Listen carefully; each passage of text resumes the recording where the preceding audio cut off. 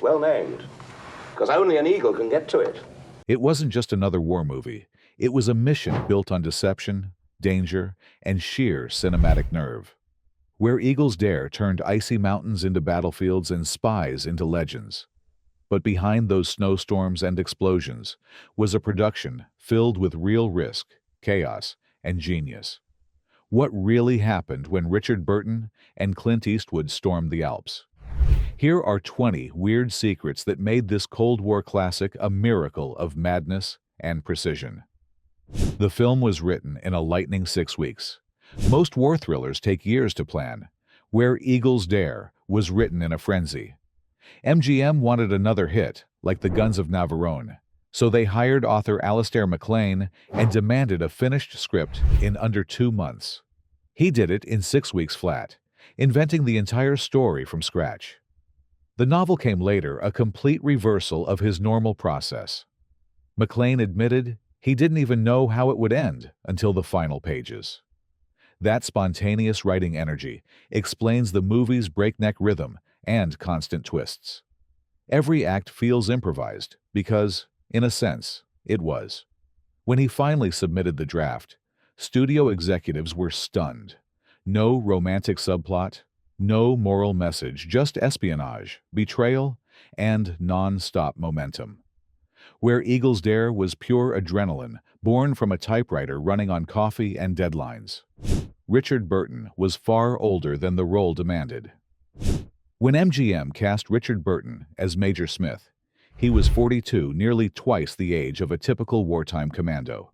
The studio initially wanted a younger, action-oriented lead, but Burton's charisma and authority overruled them. He agreed partly because his stepson loved spy films and challenged him to do one. Though he arrived on set often hungover, director Brian G. Hutton realized the fatigue added something magnetic. Burton looked like a man who had truly seen war. His gravelly calm, offset by Eastwood's quiet intensity, created an unlikely but perfect pairing. Some insiders whispered that MGM even insured Burton's liver during production. The gamble worked. Burton's age and exhaustion gave him an icy credibility. No youthful actor could fake turning his Major Smith into a soldier carved from experience and steel. Clint Eastwood nearly quit the film. Clint Eastwood joined expecting an equal partnership. What he found was a script dominated by Burton's dialogue. His own character, Lieutenant Schaffer, barely spoke at all. Frustrated, Eastwood confronted Hutton, saying, "Let Burton talk, I'll shoot the guns." The director embraced the idea, crafting Schaffer into a cold, lethal shadow. What began as a creative compromise became the key to Eastwood's mystique. His silence, combined with the occasional dry one-liner, made him the definition of understated menace. On set, Burton's theatrical energy filled the air, while Eastwood's stillness drew attention in a different way. The contrast between eloquent strategist and wordless assassin powered the film's rhythm. Eastwood later said the experience taught him that silence can be louder than dialogue. It shaped his screen persona for the rest of his career, from Dirty Harry to Pale Rider. The roots of his legend began here in the frozen Alps. The castle was a cinematic illusion. Schloss Adler, that terrifying fortress on the mountain peak, didn't actually exist. The exterior belonged to Festung Hohenwerfen, an 11th century Austrian castle perched above the Salzach Valley. But the movie transformed it into something far more forbidding. Matte paintings extended cliffs, rope bridges, and endless walls that weren't really there. All interior scenes were shot at MGM's Borehamwood Studios in England, where the production team built full-scale replicas of icy corridors and cable stations. Director Hutton then merged aerial footage with miniature shots to make the castle appear unreachable. The artistry was so convincing that many fans believed it was a real Nazi stronghold, until tourism to Hohenwerfen skyrocketed decades later. Even today, visitors arrive expecting the Eagle's Nest fortress, proof that movie magic, when done practically, can outlive digital perfection. Burton and Eastwood did most of their own stunts. In an age before safety harnesses and CGI, The stars of Where Eagles Dare took terrifying risks. Both Burton and Eastwood performed nearly all their own stunts, especially the dizzying cable car fights filmed high above the Alps. The cables were real, the snow was slippery, and wind gusts were brutal. Crew members stood by with binoculars and prayer. One wrong slip could have ended the film and their lives. Burton, suffering from vertigo, reportedly took brandy before each take for courage. Eastwood refused any substitute performer, claiming, "If the camera's rolling, it should be me."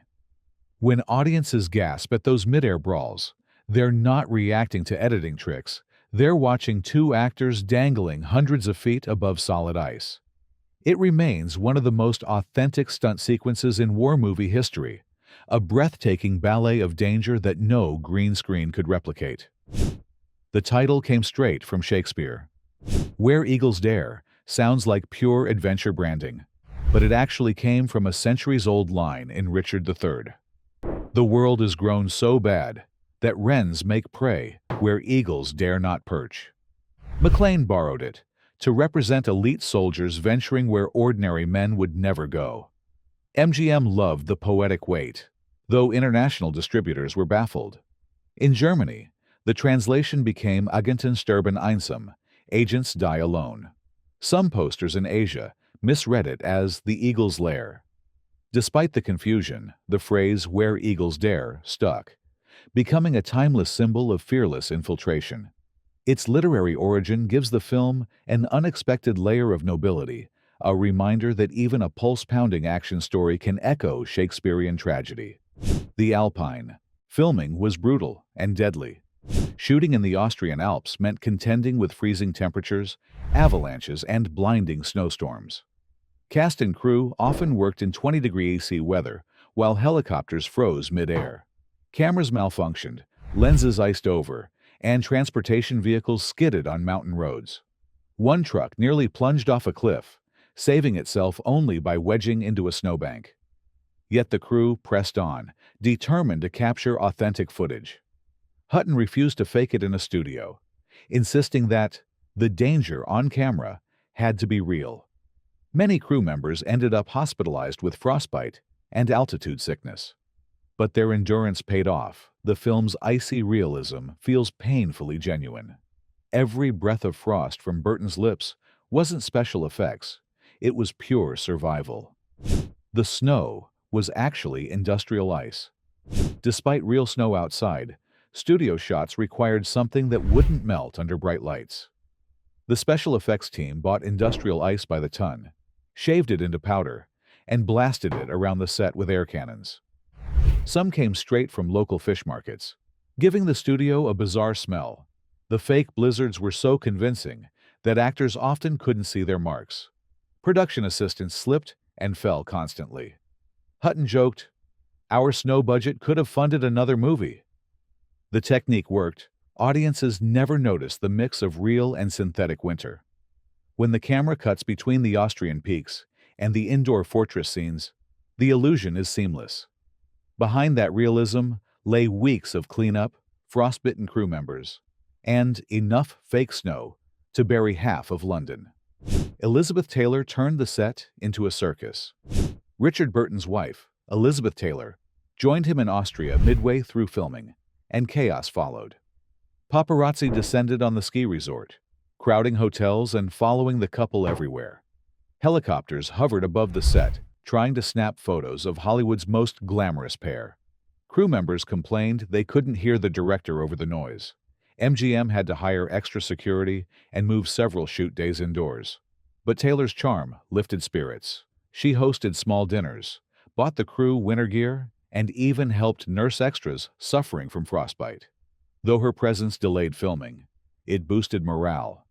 For one surreal week, the harsh Alpine production turned into a celebrity event. Taylor's visit reminded everyone that beneath the grit and gunfire, Where Eagles Dare was still pure Hollywood spectacle. Real Nazi uniforms were used on screen. To achieve perfect authenticity, the wardrobe team sourced actual Bauhaus German uniforms from collectors and surplus depots across Europe. Many were genuine SS tunics, complete with insignia. Some extras refused to wear them, feeling uncomfortable donning symbols of real oppression. Director Hutton insisted the realism mattered. He wanted the enemy to look historically accurate, not like movie villains. The decision sparked debate decades later when historians discovered certain medals and badges were original wartime relics. Today, those costumes would be locked behind glass in museums, but in 1968, they were just props. The eerie authenticity added tension that no costume reproduction could match. If you're hooked on these secrets, go ahead and like and subscribe because we're only halfway through, and the wildest ones are still ahead. Eastwood kept his own weapons. After filming when production wrapped, Clint Eastwood was gifted two of his screen-used weapons, the MP-40 submachine gun and a Luger pistol. The armorer even engraved his initials on the stocks. Eastwood kept them for decades in his private collection. Later, when he directed Firefox in 1982, he included nearly identical firearms as a quiet tribute to Where Eagles Dare. The props symbolized his transition from actor to auteur, carrying lessons from those frigid mountains into his own directing career. Fans rarely noticed the homage, but for Eastwood, it marked the beginning of his fascination with military precision and cold efficiency. The weapons weren't just souvenirs. They were relics of the film that defined his cinematic silence. The violence almost earned it an X rating. British censors were unprepared for the film's brutality. Throats are slit, men are burned, and explosions rain debris on soldiers far more graphic than 1960s audiences expected. The British Board of Film Censors initially recommended an X rating, effectively limiting viewers to adults. MGM trimmed seconds from knife impacts and removed a close-up of a gunshot wound. The compromise earned an A certificate instead, allowing teens to attend. Ironically, modern restorations have reinstated all the censored footage. Today, its violence looks tame by blockbuster standards, but in 1968, it was shocking, an early example of war realism clashing with censorship boundaries. The uproar only fueled the movie's reputation as the action epic that went too far. The Parachute Drop was a production nightmare. That breathtaking opening, soldiers parachuting through a storm into Nazi territory, was achieved through a mix of real paratroopers and weighted dummies. The cold made everything unpredictable. Mannequins froze mid-air and hit the ground stiff as statues. A few drifted miles off course, forcing locals to call police about bodies falling from the sky. Eastwood's own jump scenes were filmed on a rig, but even then, winds nearly toppled him from the harness. It took 5 days and multiple aircraft to capture 10 seconds of footage. The results were worth it. The scene sets the tone for everything that follows. Cold, dangerous, and absolutely real. The Secret Codebook was genuine military property. The decoding book that Richard Burton's Major Smith flips through wasn't a prop, it was the real thing. MGM borrowed an authentic British military cipher manual used by intelligence officers during World War II. It came from a private collector who demanded strict supervision and insurance that exceeded Burton's own salary. Guards escorted the book to and from the set each day, and the crew was forbidden to photocopy or even open it off camera. Director Brian G. Hutton loved the authenticity. He said it gave the scenes a touch of real espionage. Historians later confirmed that the specific type of codebook had been used during Operation Overlord, the D-Day invasion planning. That meant the film was handling an actual artifact tied to real history. What's eerie is that during filming, some pages mysteriously went missing for 24 hours before reappearing in the props department. Whether it was a prank or theft attempt, no one ever found out. For a movie built on deception, even the props carried secrets of their own. The helicopter chase nearly ended in disaster. The film's nail-biting helicopter sequence wasn't shot on a soundstage. It was filmed high in the Austrian Alps, with real pilots skimming dangerously close to jagged cliffs. The production couldn't find an insurer willing to cover the stunt. So MGM approved the shoot under the radar. Pilot John Crewdson later confessed that at one point, his rotor blades were less than 6 feet from the rock face.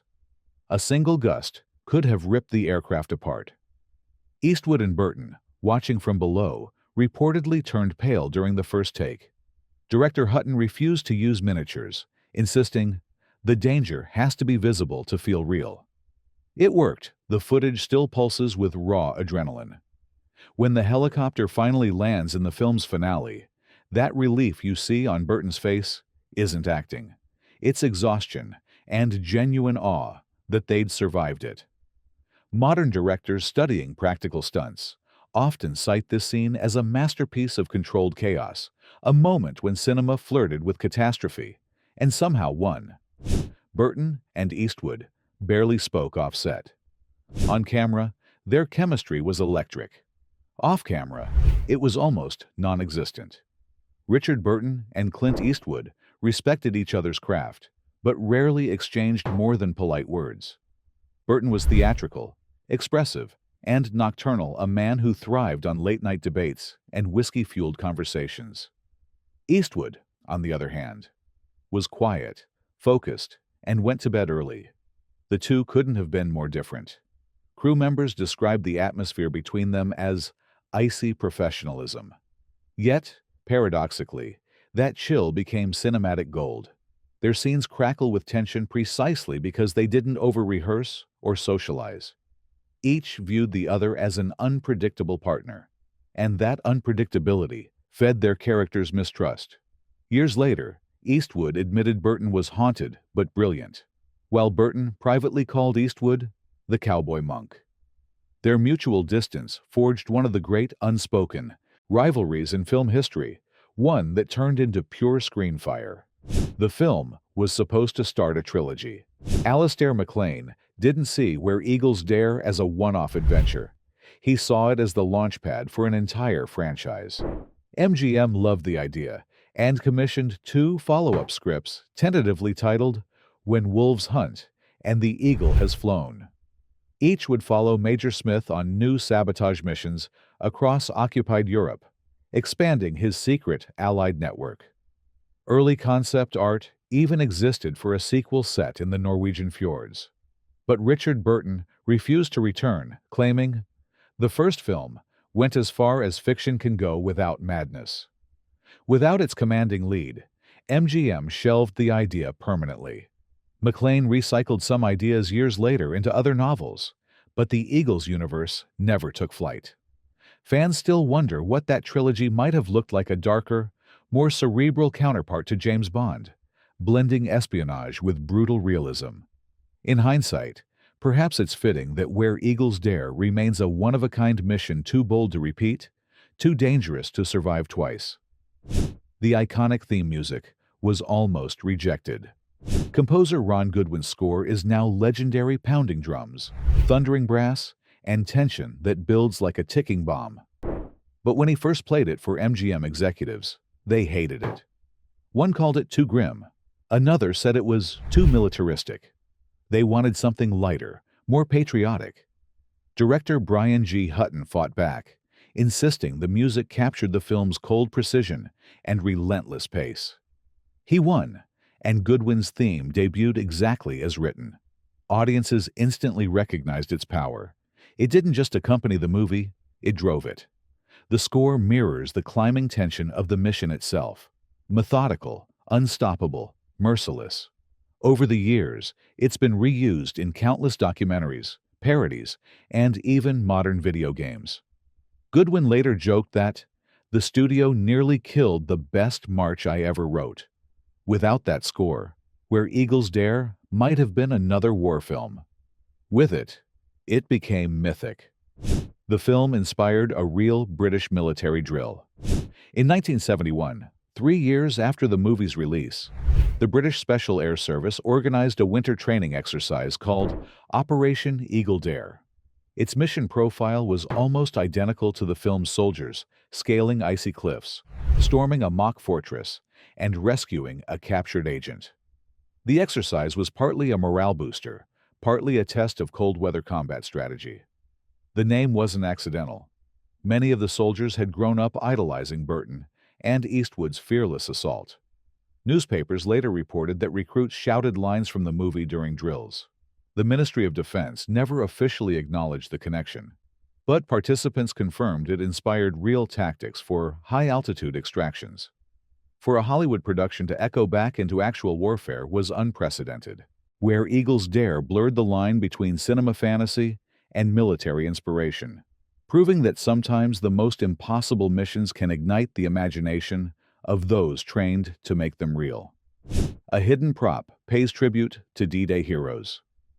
During one tense scene inside the fortress, Richard Burton rests his hand on an eagle emblem carved into the wall. Beneath it lies a small, almost invisible engraving, DD 44. Most viewers miss it, but it's a heartfelt secret DD for D-Day and 44 for the year 1944. Set designer Peter Mullins quietly added it as a tribute to the Allied soldiers who landed in Normandy. He never told MGM, fearing it might be deemed too political. Decades later, in a rare interview, Mullins revealed the story shortly before his passing. The symbol transforms the fictional mission into a silent memorial one that honors the real men who risked everything behind enemy lines. It's poetic symmetry, a film about impossible courage carrying a real inscription of sacrifice. Hidden in plain sight, it ensures that while Where Eagles Dare entertained millions, it also quietly remembered those who never came home. From fake castles to real danger, Where Eagles Dare pushed war cinema to its limits and beyond. It wasn't just about soldiers behind enemy lines.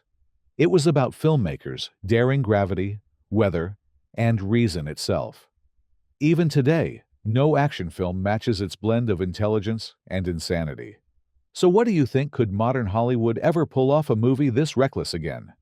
Drop your answer below, hit subscribe, and join us for more untold movie secrets.